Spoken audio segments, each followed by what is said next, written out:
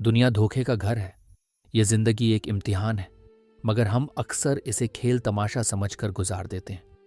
कुछ लोग नेक बनने की कोशिश करते हैं, मगर उनकी नीयत में खोट आ जाता है।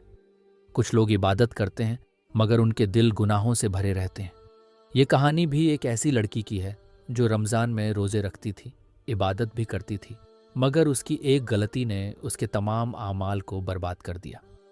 रमज़ान का मुकद्दस महीना चल रहा था। घर के तमाम अफराद रोज़ा रख रहे थे, कुरान पढ़ रहे थे, इबादत कर रहे थे, मगर इन सब के दरमियान एक लड़की भी थी जिसका नाम आलिया था। आलिया भी रोज़े रखती थी, कुरान की तिलावत करती थी, नमाज पढ़ती थी, मगर उसके अंदर नेकी और इबादत का असली जज्बा नहीं था। वह इबादत तो करती थी, मगर अपनी ज़िंदगी की कुछ आदतों को छोड़ने के लिए तैयार नहीं थी। वह अक्सर सोशल मीडिया पर अपनी नेकी की नुमाइश करती। आज फिर अल्हम्दुलिल्लाह रोज़ा रखा, अल्लाह सबको हिदायत दे। वह रोज़ा रखती थी, मगर कभी कभी अपने घर वालों की बातों को नज़रअंदाज कर देती थी।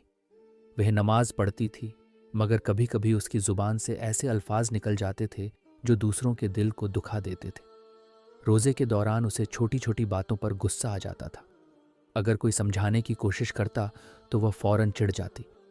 अम्मी प्लीज़, आप हर वक्त लेक्चर मत दिया करें, मेरा मूड खराब मत करें। इबादत थी, मगर सब्र और तहम्मुल की कमी थी। रोज़ा था, मगर ज़ुबान पर कंट्रोल नहीं था। असर के वक्त आलिया अपने मोबाइल में लगी हुई थी, दोस्तों से चैट कर रही थी और हंसी मजाक में मशगूल थी।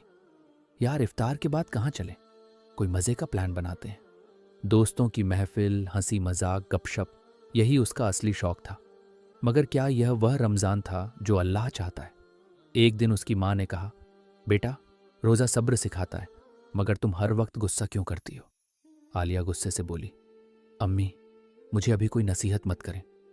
रात का वक्त था, इफ्तार के बाद सभी लोग आराम कर रहे थे, मगर आलिया की दोस्त ने उसे कॉल किया, चलना बाहर चलते हैं, थोड़ा घूमते हैं।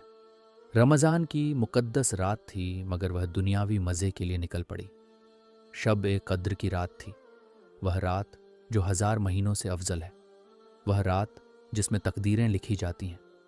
वह रात जिसमें अल्लाह हर सच्चे दिल वाले को माफ़ कर देता है। क्या आलिया भी इबादत कर रही थी? क्या वह भी अल्लाह से माफ़ी मांग रही थी? नहीं, वह अपनी दोस्तों के साथ बाहर थी। वह एक होटल में बैठी थी, कह कहे लगा रही थी, गपशप में मगन थी। यार, आज की रात तो मज़े करने की रात है। लोग इबादत में लगे हुए हैं और हम यहाँ एंजॉय कर रहे हैं। इबादत की रात थी और वह दुनिया में मगन थी।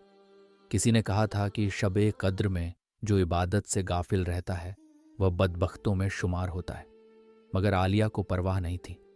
वह दोस्तों के साथ कार में जा रही थी।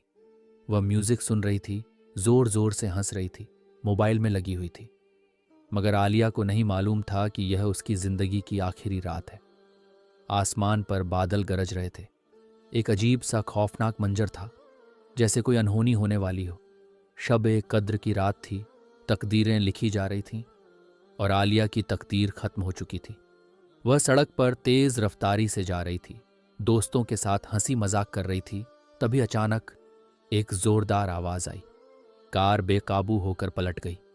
चारों तरफ चीखें गूंज उठीं। आलिया सड़क पर पड़ी थी, उसके चेहरे से खून बह रहा था। मुझे बचा लो, मुझे बचा लो। मगर कोई नहीं था जो उसे बचा सकता। उसकी आंखें खुली हुई थीं, मगर अब उसमें कोई जिंदगी बाकी नहीं थी। शब-ए कद्र की रात थी। लोग मस्जिदों में रो रहे थे, अपने गुनाहों की माफ़ी मांग रहे थे, और इधर एक लड़की जो रमज़ान में रोज़े रखती थी मगर कुछ गलतियों में डूबी हुई थी, वह दुनिया छोड़कर जा चुकी थी। ये कहानी हमें क्या सबक देती है? रमज़ान सिर्फ भूखे रहने का नाम नहीं, रोज़ा सिर्फ खान पान छोड़ने का नाम नहीं। रोज़ा हमें तकवा सिखाने के लिए है, रोज़ा हमें अल्लाह की नज़दीकी के लिए है।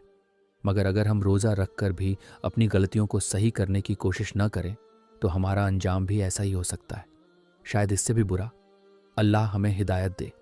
आमीन।